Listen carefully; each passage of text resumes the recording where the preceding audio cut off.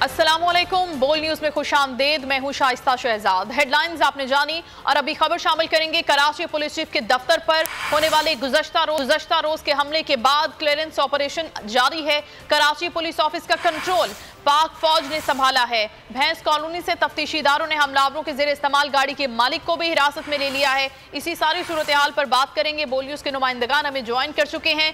खुरम गुलजार हैं मौजूद और मरियम हसन भी अस्पताल में जेर इलाज जख्मियों से मुतालिक हमें अपडेट करेंगी। खुरम, बताइएगा अभी तक तहकीकात कहां तक पहुंची हैं, क्या पेशरफ्त हो सकी है अब तक?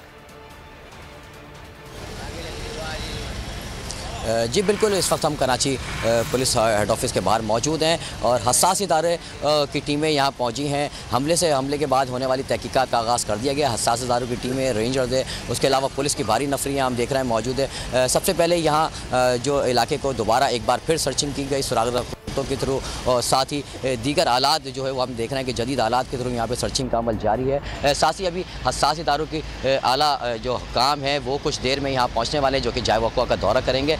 साथ ही जो पुलिस के आला अफसरान हैं उनको भी हम देखते हैं कि DIG साउथ है, साथ ही दीगर आला अफसरान कराची पुलिस के जो चीफ़ हैं जावेद आलम ओडो, वो भी इस वक्त जो है वो कराची पुलिस हेड ऑफिस पहुँच चुके हैं। साथ ही गुज़श्ता रोज़ जो हमले में इस्तेमाल होने वाली कार है उसके जो मालिक के कामरान, उसको लांडी से हिरासत में लिया गया है। साथ ही हिरासत में लिए जाने वाले कामरान का कहना है कि उसने 2014 में ये गाड़ी एक शोरूम को फ़रोख्त कर दी थी, जिसके बाद उसको इल्म नहीं कि ये गाड़ी अब किस किस के इस्तेमाल में रही है और कहाँ फ़रोख्त की गई है। ताहम हसास इदारों ने इस बात की भी तहकीकात शुरू कर दी कि शोरूम के मालिक की तलाश शुरू कर दी है। साथ ही इस बारे में भी मालूमात हासिल की जा रही हैं कि इतने साल तक गाड़ी किन किन लोगों के इस्तेमाल में रही है और फिर गुज़श्ता रोज़ कराची हेड ऑफिस पे हमले में इस्तेमाल की गई। साथ ही जो गुज़श्ता रोज़ जो है वो हमले में 3 जो दहशतगर्द हलाक हुए, इनमें 2 की शनाख्त हो गई है, जो कि एक लकी मरवत का रिहायशी है, दूसरे की शनाख्त जो है वो वज़ीरस्तान के उससे हुई है। साथ ही इनके कब्ज़े से जो है वो 3 पुलिस हुक्काम का कहना है कि 3 जैकेट्स थी, जिसमें से एक जैकेट जो है वो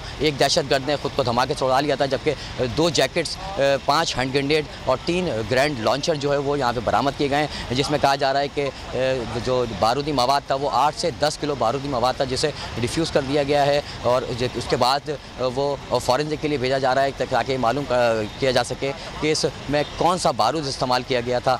जी ठीक है खुरम, आप हमारे साथ ही रहेगा, मजीद भी आपसे जानेंगे। अभी मरियम, आप बताएगा कि जो अस्पताल में जख्मी हैं उनके हवाले से डॉक्टर्स का क्या कहते हैं, जख्मी अस्पतालों में इस वक्त मौजूद हैं? देखिए